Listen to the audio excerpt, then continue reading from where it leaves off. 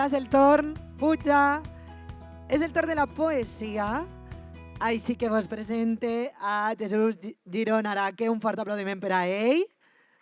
M'asseurà al teu costat, benvingut. Gràcies. Com estàs? Molt bé. Molt bé. Molt bé. Ens presentarà el llibre de Déus efímers Donada Edicions. M'ha fet molta gràcia això que dius que ni els déus suporten el pas del temps. Com és això? Efectivament.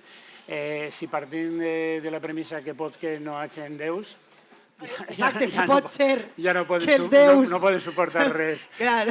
Però els humans tenim problemes per a suportar el pas del temps i els déus que no saben on existeixen, més encara. Per què has escrit sobre l'Olimp? Per què has escrit sobre déus? Conta'm. Bueno, això, no sé, per així n'hi ha un company poeta que és crític, que en una crítica me va ficar que jo era un poeta culturalista. I això em va fer reflexionar. Jo culturalista sí, perquè parle d'història o de lloc. Tinc una trilogia publicada sobre poesia basada en la tradició xinesa. I en acabar això vaig començar en la tradició clàssica, perquè en casa sempre la història ha estat ahí. I de Déus efímers ve d'una reflexió sobre la gent de la Grècia clàssica, des de dos punts. Bueno, n'hi ha 4 apartats. Una primera part parla de personatges que jo no haguera fet això ara. Jo sé que ells en aquella època l'han fet, no? I és una primera part que es diu admonicions, és a dir, retrets, no m'agrada el que has fet Sòcrates. I el fica a Sòcrates i diu, per què has de prendre la cicuta, no?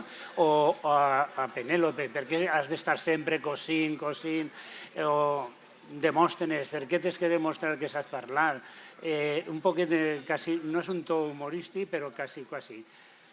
Parles que el llibre té diferents parts. Sí, té 4 parts, sí. Si vols, ja que és poesia i eres l'únic, te vaig a donar aquesta llicència.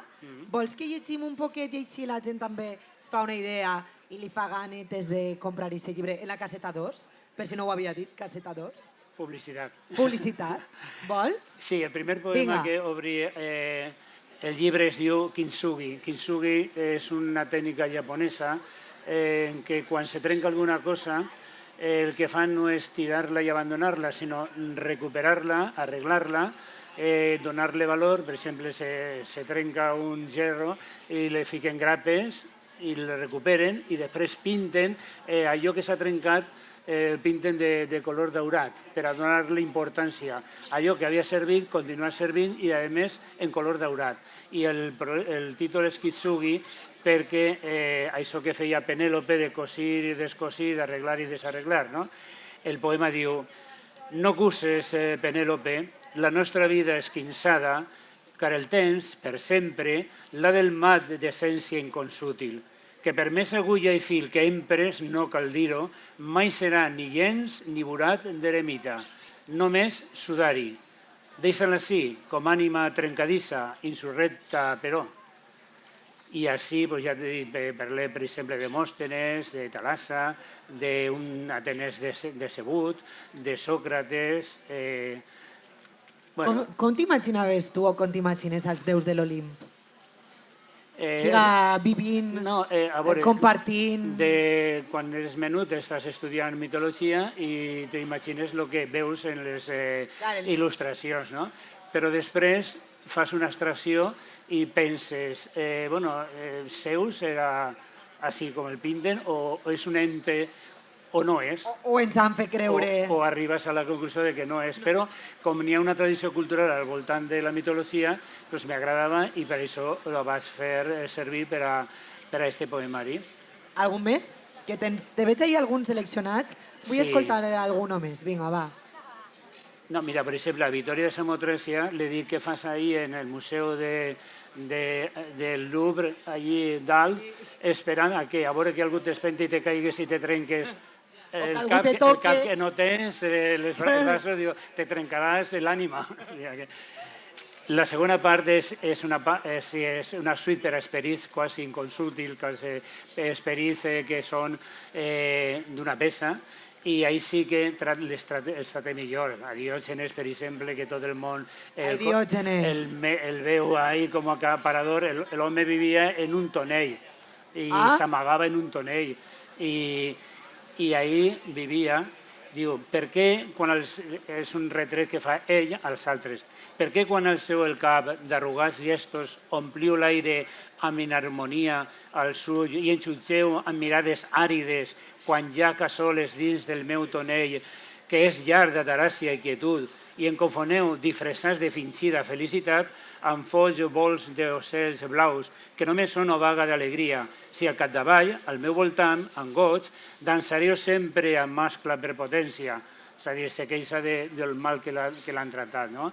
Així a Heràclit, Aristó...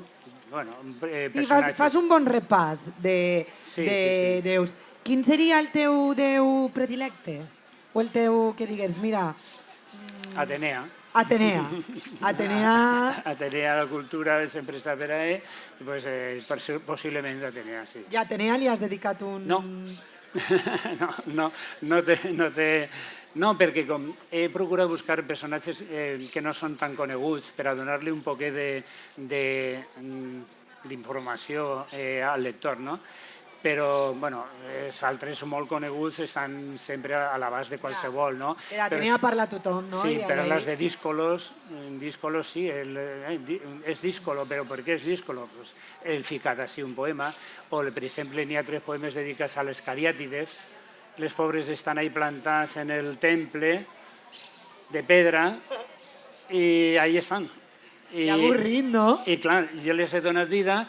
Imagina que estarien pensant, la pobra cariàtide de pedra, ahí ven passar turistes contínuament al seu voltant sense poder lluir i sense poder fruir de la vida que altres tenen, no? I ahí 3 poemes dedicats a les cariàtides. Són més, però bueno, tampoc era abusar. Clar. Per a qui va dirigit este poemari?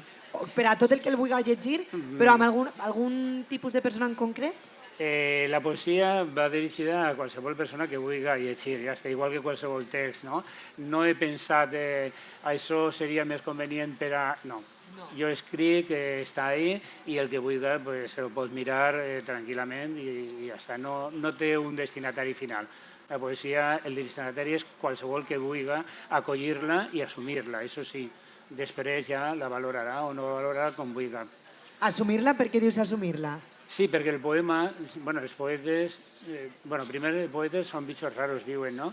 I potser fan un poema i la idea és que el poema està acabat, però una vegada està acabat està a l'abast de qualsevol. Si una persona llegeix el poema ja és seu, ja és seu, ja no és nostre. Igual que, no sé, igual me tira damunt als novel·listes, no? Però una novel·la l'he llegit i queda algun pose, però el poema, el que llegeix el poema pots assumir-lo i interpretar-lo, reinterpretar-lo i fer el que vulgui en ell. Deixa de ser nostre ja.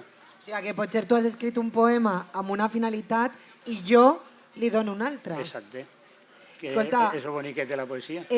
Havia d'acompanyar-nos també així avui Carles Cano, el coneixes? Sí. Amic, supose, company de professió. Hem compartit alguna paella. Sí, fa molt bones paelles, però Carles no ha pogut estar i ens ha deixat un vers que m'adinerea. Si tu vols, el llegeixes. I com avui ha plogut, i ell ja saps que és molt divertit, ell està també ara presentant un llibre de poemes, a veure si el trobe, així el tinc, que ell està presentant l'amor i altres dels fills adolescents, ha escrit un poema que es diu Somriu, que em sembla meravellós, i amb el teu permís el vaig a llegir també per a totes i tots vosaltres. De part de Carles Cano, per a vosaltres. Es diu Somriu. Somriu, encara que ploga, encara que plores. Somriu, amb un cel de cendra, quan tot se'n va a la merda. Somriu, porta el somriure per bandera, sigues herald de la primavera.